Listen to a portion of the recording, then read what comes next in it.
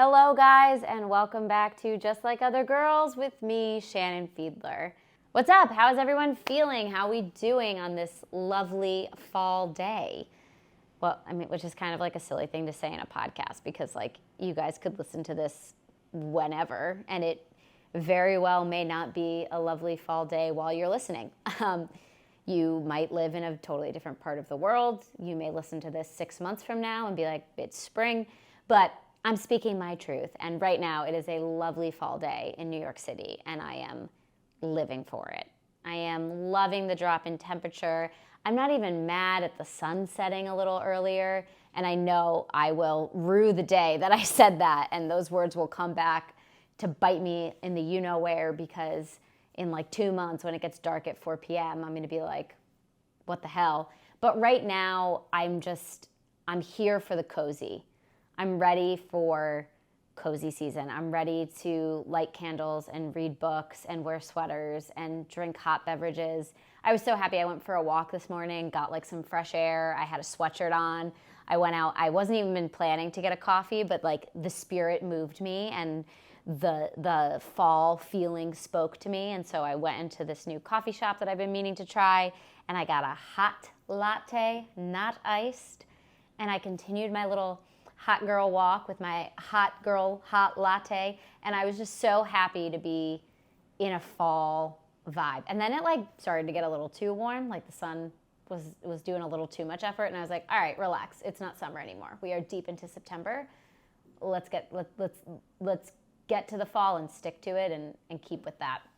I had a really busy week last week and a really fun week. I did like a lot of fun New York things and work things, and I made it to Philadelphia. I had a show in Philly on Saturday, and it was, I would say it was in earnest my first time in Philadelphia. I had been truly for the first time in February. I had a show at the City Winery in Philly, but the way that my schedule worked out, I took the train in. I got to Philly at like 5 p.m. My show was at 8, so like I checked into the hotel, showered, made it to the venue, went through the show, and then the next day, this was when I was touring, so the next day I had a flight to Boston pretty early. So after the show, I just went back to the hotel and watched like dumb TV, and then the next morning went to the airport. So yes, I had been in the zip code of Philadelphia before, but I never really spent any time there. So Pat and I went down Saturday morning for my Saturday night show, and we spent the day in Philly, and we had such a good time. It is such a charming city, but I feel like it's a city that people don't talk about, for better or for worse. You know what I mean? Like I haven't heard a lot of opinions on visiting Philly. And that seems a little crazy to me because it's so close to New York City. It's under 90 minutes on the train. So I was kind of surprised that I had never been there, and I really enjoyed it. I obviously got a cheesesteak. I saw the Liberty Bell. I walked around and looked at all the cute little houses. Went to a bar. We just had a really good time. I will be posting my first ever vlog about it on my YouTube once I finish editing it. And I can't give you a time frame on that because since it is my first vlog, I do not know how long the editing process is going to take me. And I imagine this time it'll take me a little longer than it will eventually because I'm learning how to do it. But this is me inspiring you to try to learn new things and to add new skills and assets to your repertoire. So I am trying to add vlogging to mine. So, if you're interested in seeing my trip to Philly, give it a watch when it goes live. I will definitely post about it, and you can follow me on YouTube. I'm at Shannon Fiedler 13, like I am everywhere else, and you can see it there. It's not like a travel influencer kind of vlog. It's still very much me and comedy and my opinions. It's honestly it's like if I took this podcast on the road and just like reacted live to what I was seeing, but it should feel a lot like this podcast. So if you like the podcast, you might like it. who knows? That was that. So we went to Philly, which was great. And then the next day I had a show in New York and did like a podcast interview, which was really fun. So it was just like a busy working weekend. But before we went to Philly on Saturday, Friday night, we went out with friends of ours. And we've been trying to do this thing where we've been trying to go on more interesting dates, or not just dates, but like nights out. And I don't know I know this is a New York thing. I'm sure people feel this way in other cities. I know that it's like a very common thing that people make fun of in New York, but it's very easy to default to just drinking and eating every time you want to go out with people in New York City. And I get it. The restaurant scene, the bar scene, it's insane here. Like you could go out to eat with someone every single day of the year and go to a different restaurant every single time and never have a bad meal. Like there's so much in the culinary scene here. And so it is fun to go out to dinner. Obviously, that's also just like a default thing to do with people, to share a meal.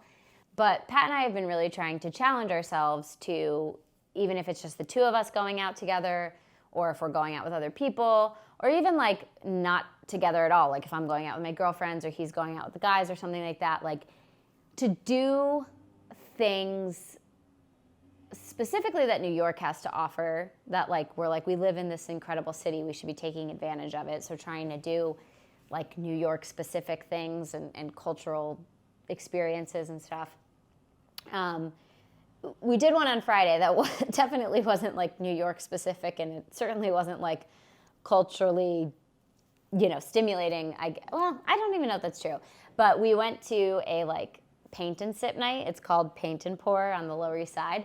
And they are like way more about the party than the painting, which was fun. And it was the vibe that was right for like us going out with some friends that we were also like excited to catch up with and hang out with.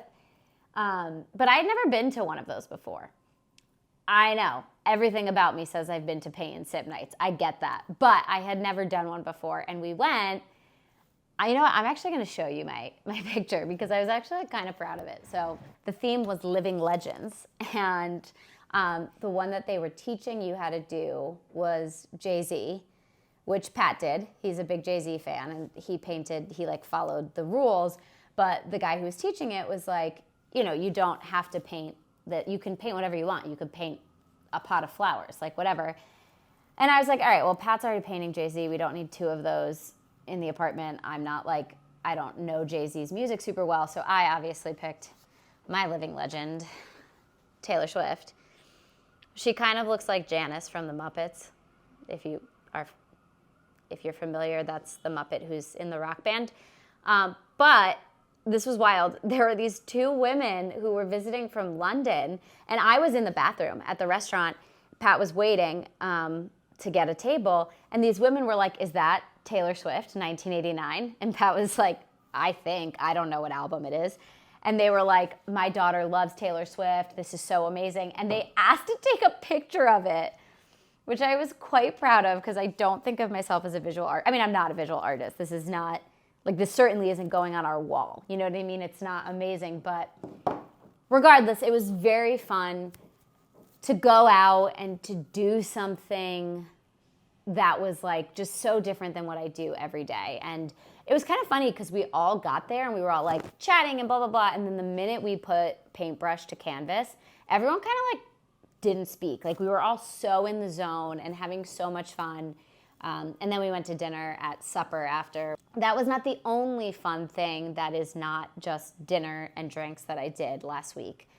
And the other one is definitely cultural and is definitely part of the benefit of living in New York City. And that was, I went with my friend to see a musical.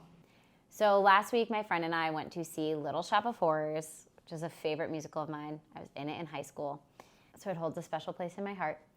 But we went to see Little Shop of Horrors. It's an off-Broadway show right now, but if you live in New York, you know that means it's still unbelievable, high quality, like incredible actors. And Jeremy Jordan was in it. He was playing Seymour. If you're not familiar with Little Shop, that is the lead character and a pretty funny character. And Jeremy Jordan, I just adore him. and I have since I first encountered him in the Last 5 Years movie. He's in it with Anna Kendrick. It's based on the musical The Last 5 Years, and I watched it like 5 years ago, honestly, at this point, but that was the first time I encountered Jeremy Jordan as an actor, and I was just so taken with him. He's so charming, and his voice is just like wholly unbelievable. He also played Jack in Newsies, which is another show I really like. So when I saw that he was coming to Broadway, or to off-Broadway, as the case may be, to play Seymour in Little Shop, I was like, I have to see this. I have to. I'm going to have the best time if I go. And I put off buying tickets because, of course I did, and then I got an email that he had like 2 weeks left. And so I texted my friend who I knew would go with me, and I was like, can we go see this show?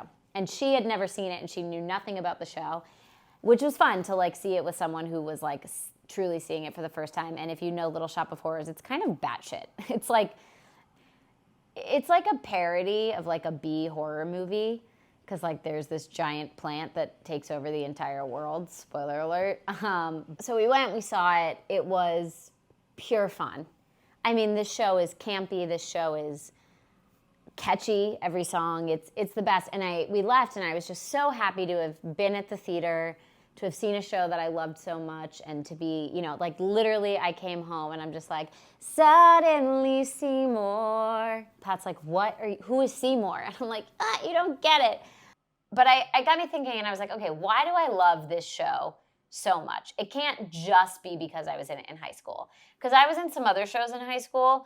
I was in a show called Smile, which was about a beauty pageant that I'm pretty sure it had like a 42-day run on Broadway, and then it was closed down because the show is like, there's like just nothing to the show that's very good. But the show has like 17 female leads in it. So for a high school theater department, it is a dream show.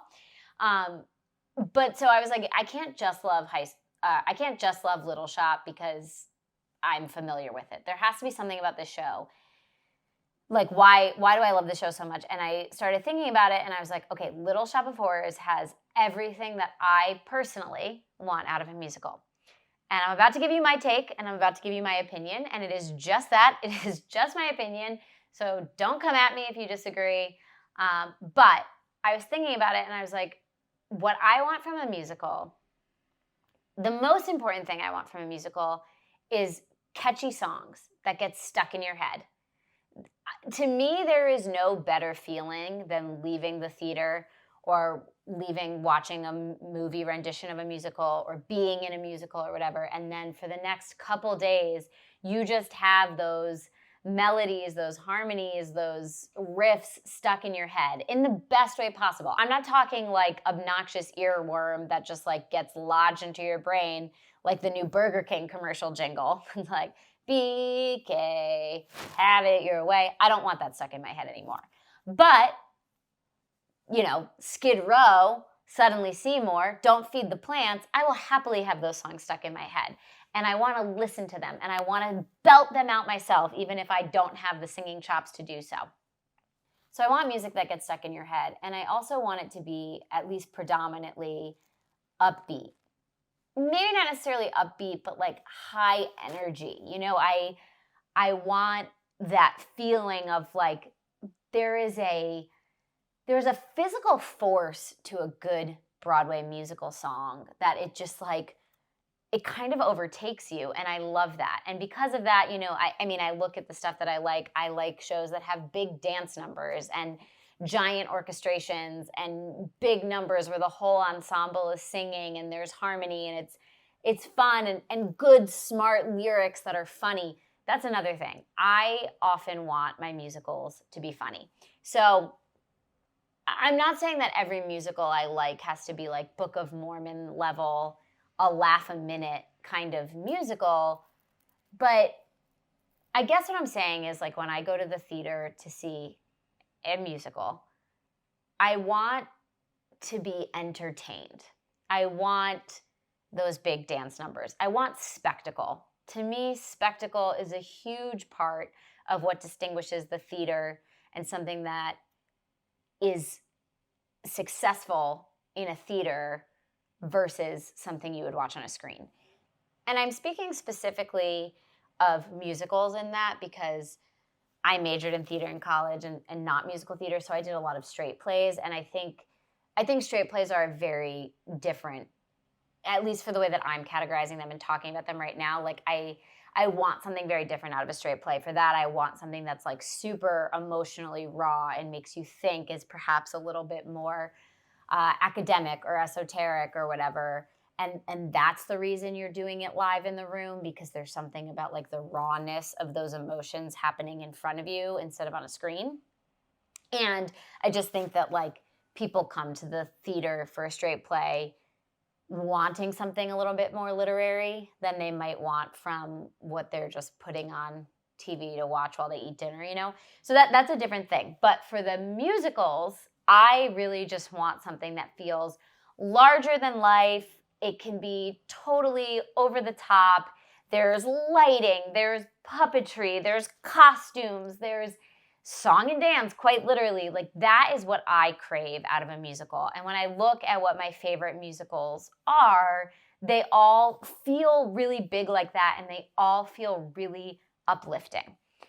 That's not to say that I don't think they can deal with deeper, more emotionally resonant themes. One of my favorite musicals is Into the Woods.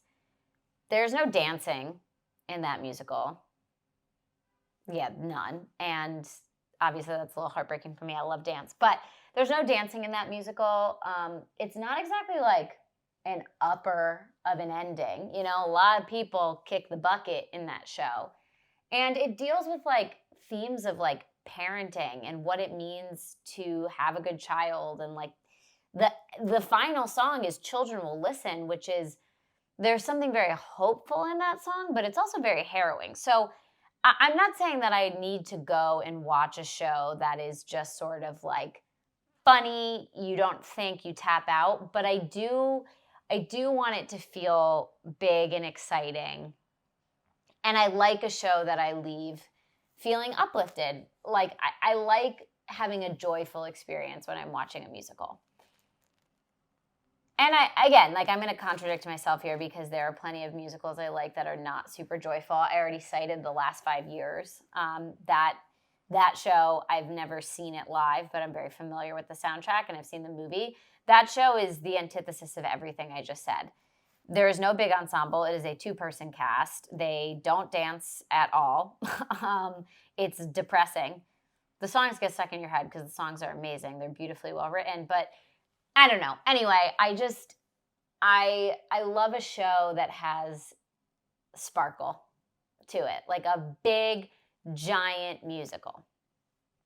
And to me, Little Shop, even though that show is so dark, even though it's like campy as hell, it is so dark. I mean, spoiler, I hope I'm not, if you don't want to know how this show ends, skip ahead, but like literally every single character in that play dies.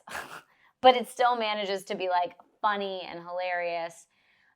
There's so much good comedy and like comedy roles. And Alan Menken is truly like one of my heroes. Like that man can write lyrics like no other, and like his musical prowess, and Little Shop is no exception. That play is so funny and so good.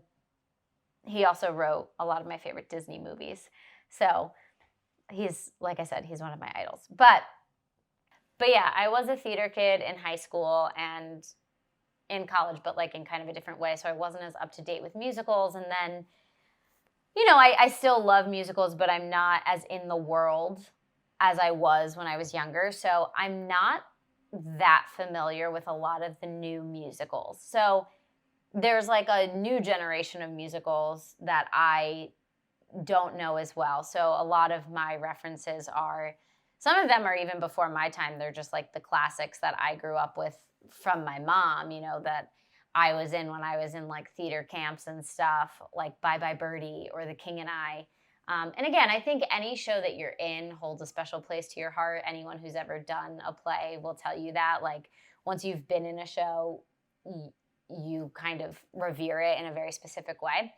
But I have a criticism of Broadway right now. And I know all of the Broadway producers are just waiting for my criticism. So, no, but I think I think so many of the musicals that are coming out right now and that are on Broadway are, and by no means all of them, but a lot of them are falling into two categories, which are they are a reinterpretation of a movie that we now need have a musical version of. So like there was Spider-Man, there was Beetlejuice. I saw Beetlejuice. Beetlejuice was a great musical. It was super fun.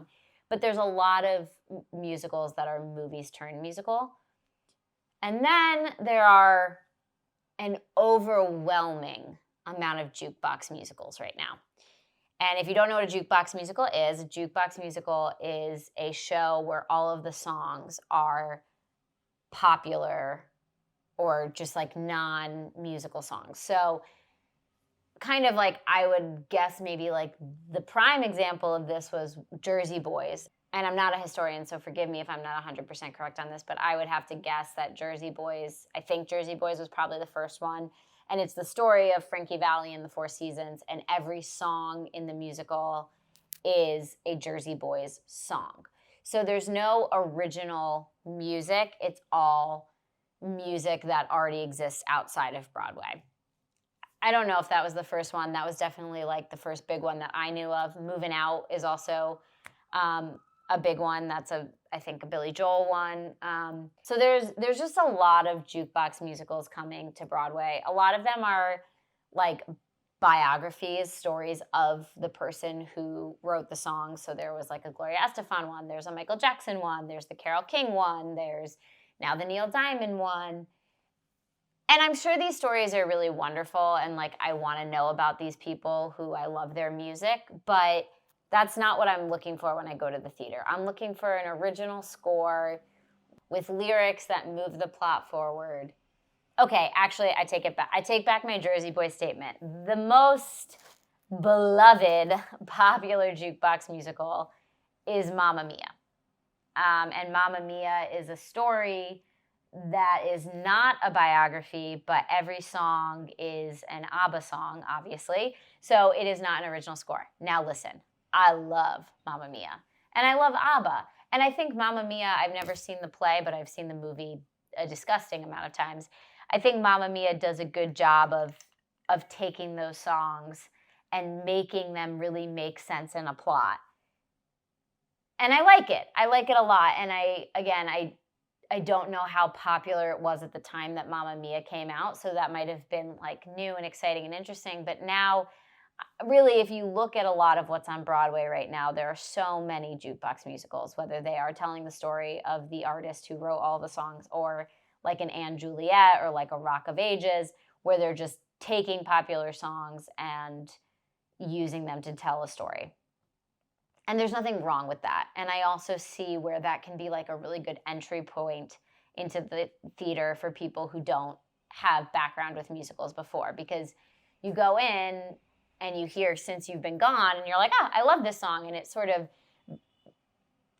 like bridges, it sort of like walks the line between being a concert and being a show. And again, I think that can be good, and I think there's space for it. But I guess my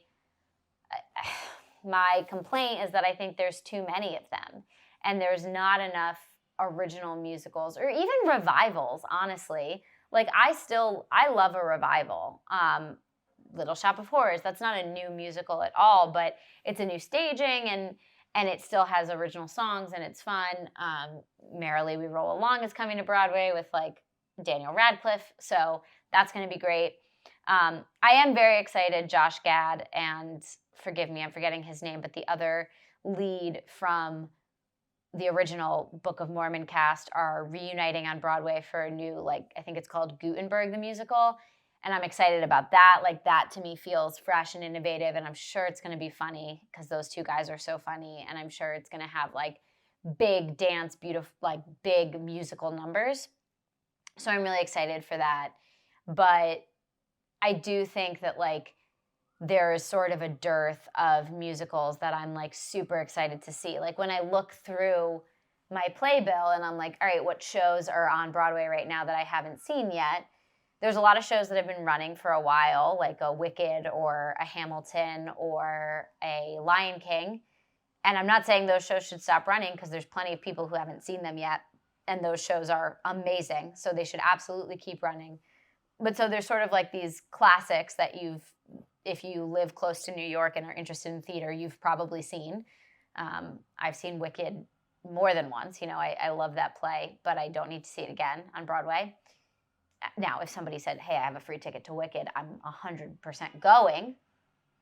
I'm 100% going. I love that show. But when I'm looking in the back of my playbill at the list of all the musicals that I can see, there are definitely a couple. I have yet to see Hadestown, and I cannot wait to see that show. I had tickets to see it 2 years ago, but COVID ruined my plans, so that was a bummer. And that was a long time ago, and I need to get new tickets, so that's on me. But there are definitely shows I want to see. I actually really want to see Shucked, this new musical about corn, because I think that has the makings of being a new iconic musical that has all the fun that I love out of a musical, but still feels fresh and new. Because up until now, I feel like for the most part, those musicals are more revivals, at least for me. I guess what I'm saying is I think that has been a trend recently in musical theater beyond the jukebox musical and the movie-made musical, which if I had to make an assumption, I would say is probably a money thing, where they're we know people are going to come see Legally Blonde the musical because they love Legally Blonde the movie, or Mean Girls, or people love Michael Jackson, they're going to go see MJ. I understand why those are happening, but aside from that, the other musicals that I'm seeing, I think there's a lot of value to this, but they tend to feel more at least for me, what I'm looking for out of a straight play, which is that super raw emotional experience, really makes you think, you leave the theater with a new perspective. And I guess what I'm saying is they're maybe a little bit quieter. They're definitely a little bit sadder. They have beautiful music and beautiful singing, but they don't necessarily have that spectacle that I'm looking for out of a musical, and those songs that just lodge themselves into your brain in the best way possible. I would say that my favorite musical of all time is probably Hairspray.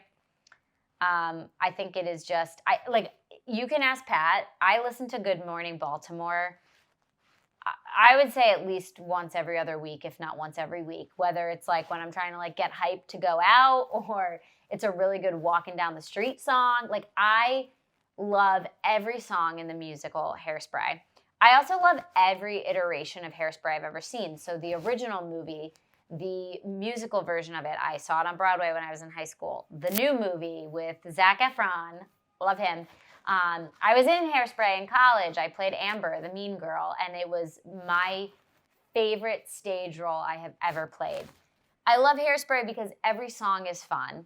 I love it because there is camp humor, but there's also characters that you really care about emotionally, and there's a story and a larger message.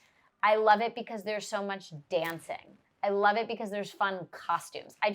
I really love everything about Hairspray, and I listen to the soundtrack a lot, and that's how I know that it's a show that has stuck with me. Other favorites of mine, Something Rotten, again, I think has that big spectacle and comedy, and is the perfect musical for anyone who likes musicals because it is so meta and makes fun of musicals.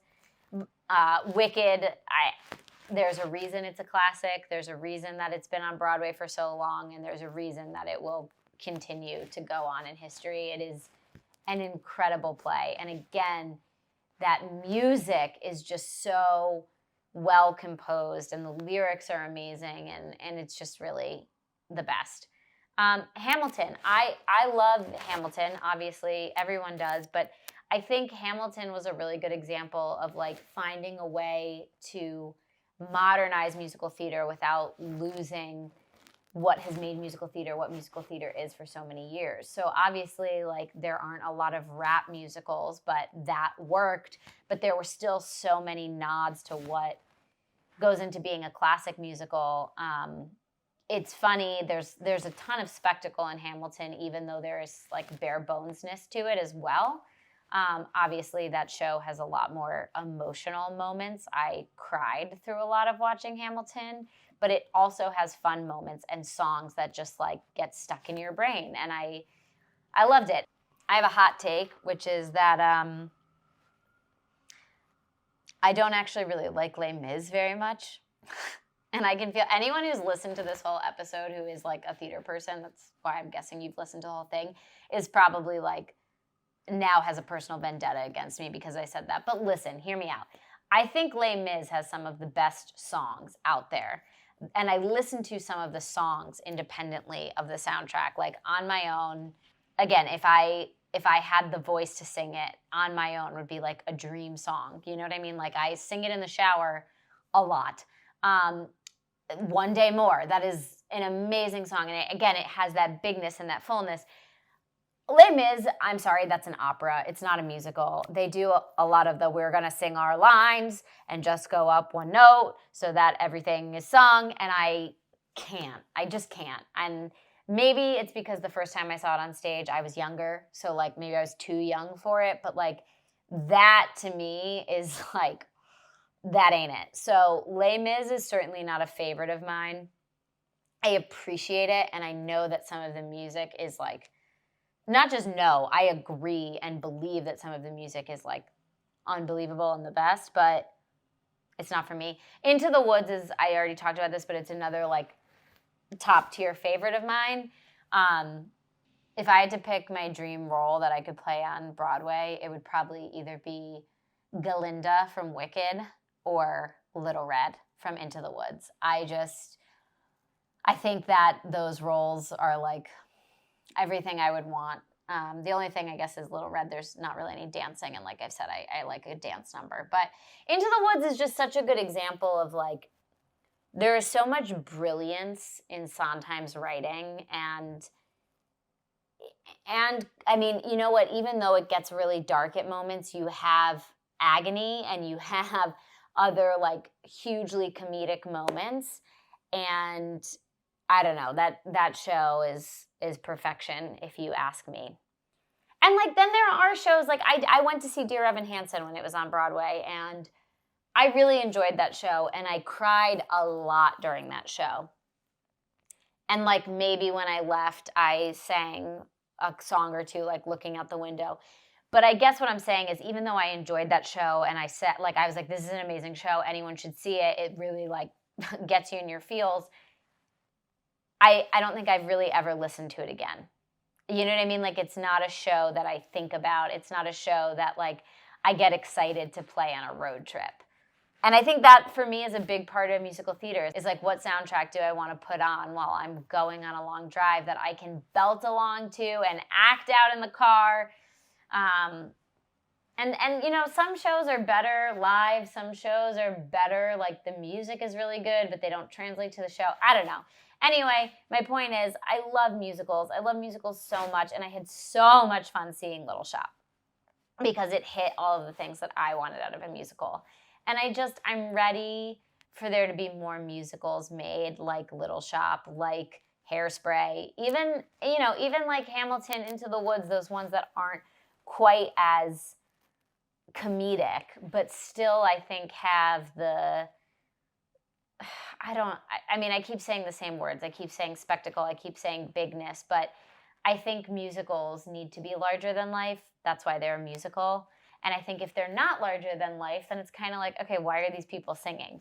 Or at least in my opinion. And that's my experience with it. And so I'm ready for more giant shows to come to Broadway that, again, I feel like recently all of the giant shows that have been coming out are either movie adaptations or jukebox musicals, and I just want more originals. Anyway, I had so much fun being back in the theater. And every time I go, I'm like, I live in New York City. Why don't I come more? And, you know, it's expensive and life is life. So there's always things to do that aren't just like the fun things you want to do. But I want to prioritize spending more time seeing shows. It means a lot to me. It feels like going back to my roots as a musical theater kid. So that's that. It's been a crazy busy week. It's been a wonderful week. I hope for more of these kind of weeks of like doing things, but not just making plans for the sake of making plans and like meeting people for coffee and drinks and dinner. Not that there's anything wrong with that. I do a lot of that, but this week was just really fun because I had a lot of things to do that felt a little bit more special and a little bit more like an event. So I'm excited to have some more of that. And I think fall will bring that. So anyway, this is my curtain call.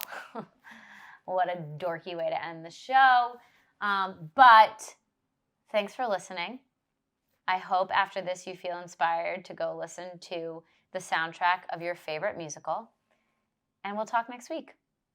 As always, you can find me wherever you get your podcasts, Just Like Other Girls. You can also watch the podcast on YouTube now if you feel so inclined, as well as other, like I said, interesting new kinds of content, which could be fun. Also, if you live in Connecticut, I am coming to Stamford on October 3rd, and I would love to see you there. It's going to be a great show. I'm always releasing new shows, and the ticket links are always on my website, shannonfiedler.com/show, or they're on the link in my bio on my social media platforms. So that's the mandatory promotion that I have to do. And thanks again for listening. I hope you guys have a great week, and we will talk next time.